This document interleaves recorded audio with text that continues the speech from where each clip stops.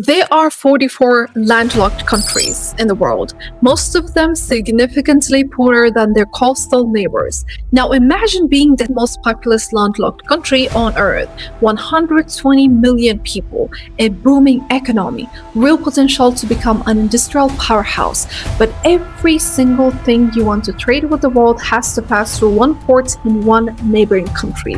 That's a strategic vulnerability. So what do you do? Well, if you're Ethiopia, you make a move so bold that the entire world is now watching to see what happens next. Quick reminder that this is my first video. I would really appreciate your support. Hit that subscribe button. More interesting topics coming soon, promise. Okay, now starting off with a quick geography lesson that will actually matter. Ethiopia sits right in the Horn of Africa. It's ancient, it's proud, and for most of its thousands of years of history, it had access to the Red Sea. They had ports, they traded with the world, life was good. Then 1993 happened, Eritrea gained independence, and suddenly Ethiopia lost every single port that they had.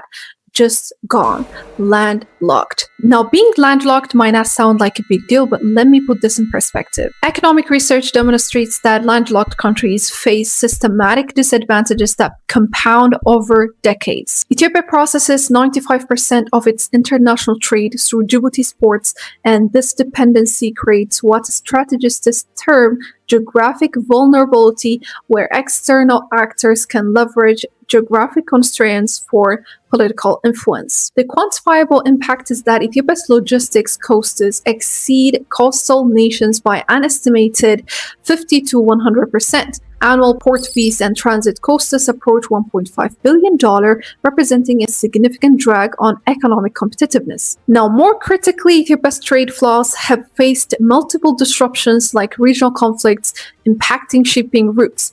Each incident demonstrates the fragility of single corridor dependency. Ethiopian policymakers recognized this vulnerability as a fundamental threat to long-term development. The question became how to achieve strategic diversification within existing international frameworks. Ethiopia's current landlocked status represents a relatively recent historical development. From the Aksumite kingdom through the 20th century, Ethiopia maintained maritime access and naval capabilities. The port cities of Massawa and Asab served Ethiopian commerce for centuries. Eritrean independence in 1993 transferred 1,000 kilometers of coastline and two major ports from Ethiopian to Eritrean sovereignty. While supporting self-determination principles, Ethiopian negotiators failed to secure guaranteed maritime access rights. The immediate consequences were severe: elimination of naval capabilities, loss of coastal industries, and complete dependency on neighboring states for maritime access. Contemporary Ethiopian strategy represents an attempt to restore maritime access through alternative partnerships rather than continue indefinite dependency on potentially hostile neighbors. Ethiopia's Prime Minister Abiy Ahmed recently made a bold statement that got the whole region talking. He said the mistake made 30 years ago will be corrected tomorrow.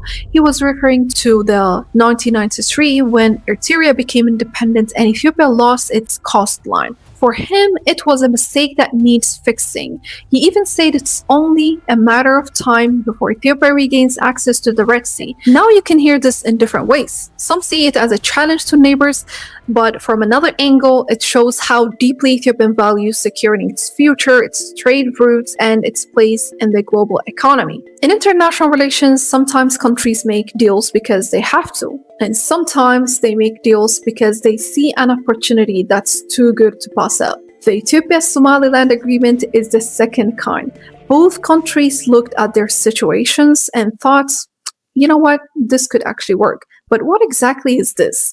And what is each side really hoping to gain? Somaliland has maintained de facto independence since 1991, 33 years of autonomous governance, democratic elections, and territorial control superior to many recognized African states. Yet it remains diplomatically isolated due to African Union opposition to secession. Ethiopia's offer addresses Somaliland's primary strategic need, international recognition. In exchange, Ethiopia receives 50-year access to 20 kilometers of coastline for naval and commercial facilities. The strategic logic is compelling. Both parties receive what they most need from what they can afford to give. The agreement's success depends on whether mutual benefits outweigh international pressure, a calculation both parties have evidently made affirmatively. After almost a year of tension over the Ethiopia-Somaliland port deal, Turkey stepped in. In December 2024, President Erdogan got Ethiopia and Somalia in a room in Ankara. They actually reached an agreement. The Ankara Declaration was supposed to solve everything. Ethiopia and Somalia agreed to leave behind differences and work on commercial arrangements. Since then, the two governments have restored diplomatic ties, re-establishing diplomatic representation in each other's capitals. Ethiopian maritime access enables direct trade relationships with Gulf states, Asian markets, and potential transshipment services for other landlocked African countries. The Ethiopian-Somaliland partnership's broader significance lies in its potential to establish new norms for addressing geographic constraints through mutual recognition agreements. Multiple landlocked countries face similar strategic constraints. Kazakhstan seeking Caspian access, Paraguay requiring Atlantic routes, Chad needing Mediterranean connections, so Ethiopia's success could inspire comparable arrangements. Ethiopia's Red Sea strategy exemplifies how emerging powers can address structural constraints through strategic innovation and bilateral problem solving. And that's it. If you're down for more content like this, hit subscribe, drop a comment with what topic I should cover next. Thank you so much for watching, and I'll see you in the next one.